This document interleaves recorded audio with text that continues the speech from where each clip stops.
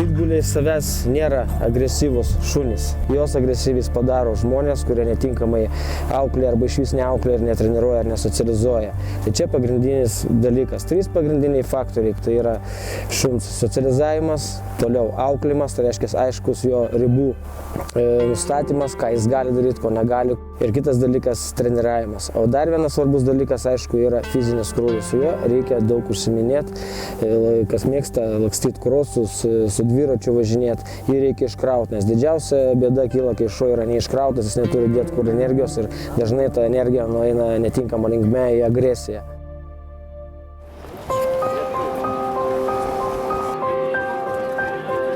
Didžiausia bėda yra žmonės, kurie nežino, kaip su jais elgtis, skatina agresiją iš pradžių.